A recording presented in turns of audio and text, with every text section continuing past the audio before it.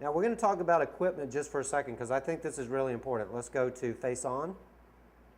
Okay, we're going to get out of center of balance just for a second.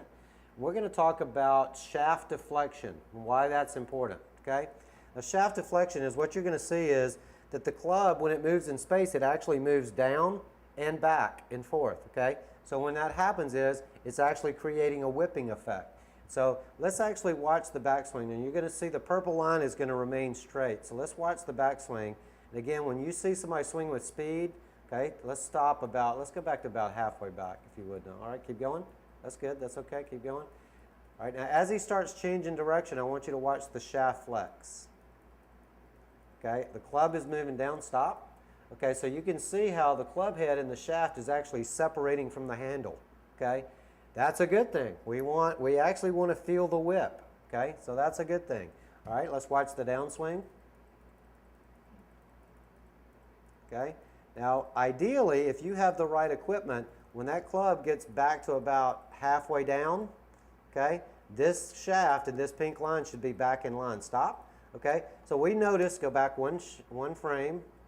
So one of the things that I would say with Niall is, there's a couple of things in his swing that we're working on too. But I would say one of the things I may look at is his shaft flex. Because if it's kicking back too early, that means it's going to be shed at impact. And that's one of the things we're going to address. Okay, let's keep moving forward. So let's watch the shaft. Now look at it. Stop. Now look, it's kicked back the other way. Okay, so when the shaft is, we want that. We want the club to snap and kick back at the proper time is the key. But it's kicking back. It did kick back a little too early, which means we're going to look at the club face here in just a second. Let's go to impact. Stop. Okay, let's pull up club impact. Okay, what did we find that the club face was at impact with this particular swing? 1.8 degrees closed.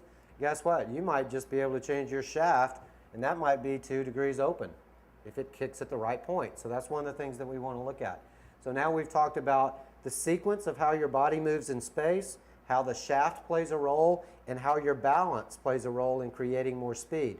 Let's go back just for a second. I want to talk about the flow of the backswing.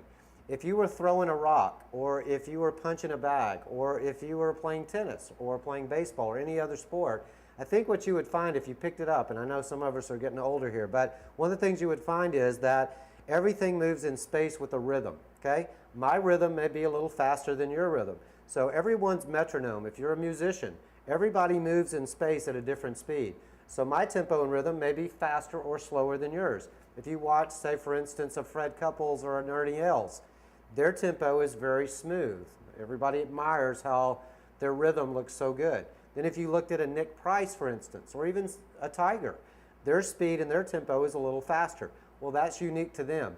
But what I want you to do is work on making it even, more of a flow, meaning whether it's whoosh, whoosh, or a whoosh, whoosh. We just want it even. So that's one of the very important things about tempo and rhythm. The second thing, again, we're doing an overview. The second thing is we want to move the club and your body in space in the correct order. So the last time I checked, your hands are attached to the club. So we want to feel the club head moving. Next time you watch a tour event, one of the things you'll see is they move the club head first. If you watch a long drive guy, it better move first or he ain't going to move very fast. Okay? So we want to feel the club head move. The hands move the arms move the torso, eventually the hips turn, and then it reverses. So that's what we call sequence. I spend probably 90% of my teaching with the better players just working on sequence.